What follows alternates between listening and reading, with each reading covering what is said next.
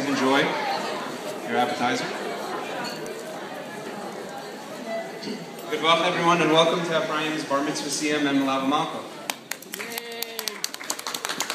Just before we start the formal program, I think it would only be appropriate to just have one parak of Tehillim for the situation that's going on in Eretz Yisrael currently, and not forget where our minds and hearts should really be. So if everyone could just stand up briefly for 1 minute. Shir Lamalos, Esayna Elarin, Me'ayin Yavo Ezri.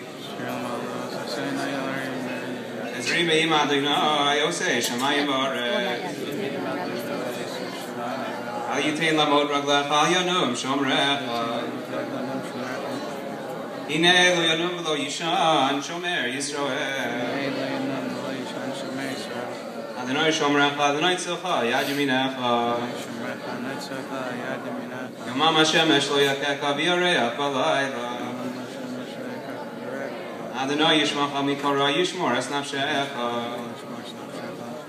Adonai Yishmor Tzischa V'Echa Me'ata V'Yad Olam.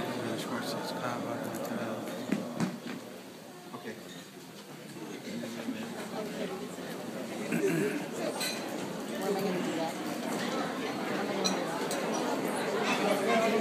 Okay. Ruchi and I.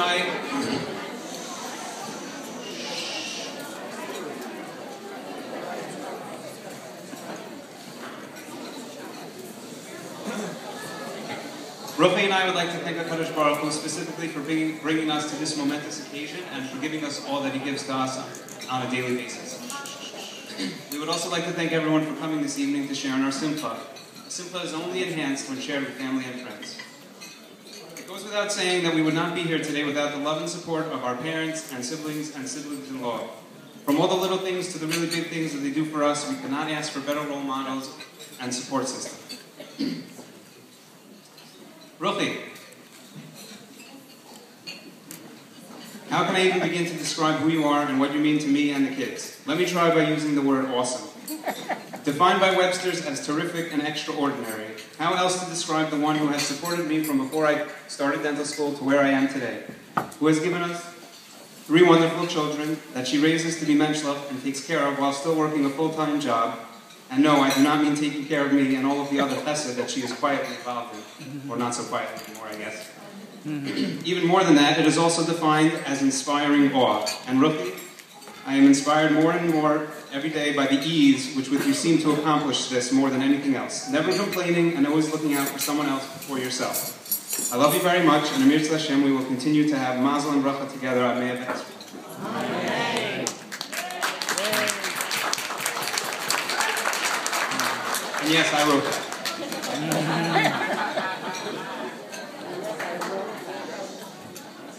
A brief interlude here for Azaria. Mazel tov, Efraim!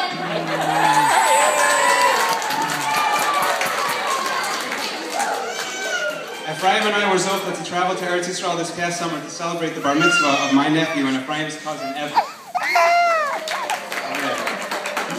Sorry. Among the numerous highlights of our trip was our visit to Bnei Brak to get brachas for Efraim in anticipation of his upcoming bar mitzvah. We were fortunate enough to get brachas from Rav Chaim Kanievsky, Shlita, and Rav Aaron Leib Steinman. Shlita.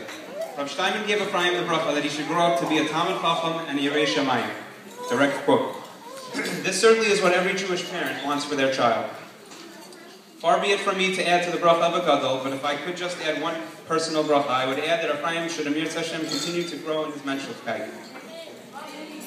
1 second. Efraim, your amazing sensitivity towards the feelings of others is just one aspect of your menschlichkeit that Mommy and I are so proud of. We could list off more, but we don't have all night, nor do we want to embarrass you. We are so proud of you and all that you have accomplished up to this point, and we look forward to you continuing to give us nachas on Me'av Esrei. Amen. Efraim will now make a siyam on Mishnayos of Seder Moed. Efraim and I were zochah to learn this together over the past few years, and for me this was the best experience as I was challenged every time we learned, knowing the questions that were going to be asked of me. Without further ado,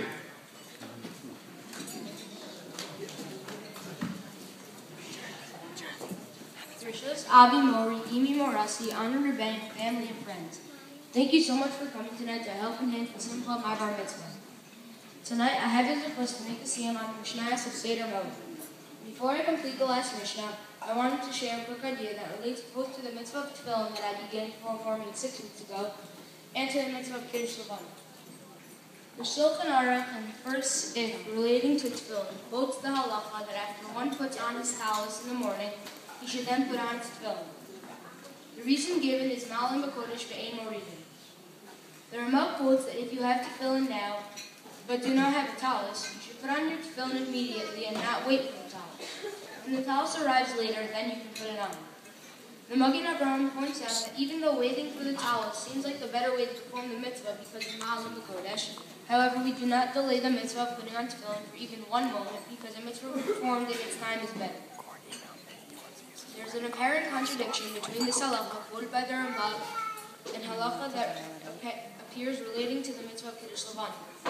There, the Rambam quotes that we wait to perform Kiddush Levana until Motzei Shabbos, unless it is already after the 11th day of the month, in which case we say it immediately so as not to possibly miss the moon due to bad weather. The only reason we wait until Motzei Shabbos is to do the mitzvah more beautifully while wearing Shabbos clothes, and the only reason we delay the mitzvah is so we can form it with this hider of beautification. Rav Chaim Pinchas Shiner Zatzal is quoted in Mishmeres Chaim asking what is the difference between tefillin and Kiddush Levana. Why do we delay Kiddush Levana in order to say it in a more beautiful way on Motzei Shabbos? But by tefillin we say to put on the tefillin immediately and not wait for the talis, which would allow us to perform this mitzvah in a more beautiful way. There are those who disagree with the Ramah and in fact say not to delay the performance of Kiddush Levana either, but the Ramah seems to contradict himself. To answer this apparent contradiction, Rav Scheinberg explained that there is a difference between the two cases. By Kiddush Levana, the hider of saying it on Motzei Shabbos is a hider within the actual performance of the mitzvah, which is to sanctify the moon while wearing nice clothing. Therefore, the Ramah felt that this hider of waiting until Motzei Shabbos outweighs the fact that the mitzvah will be delayed because it directly impacts the performance of the mitzvah.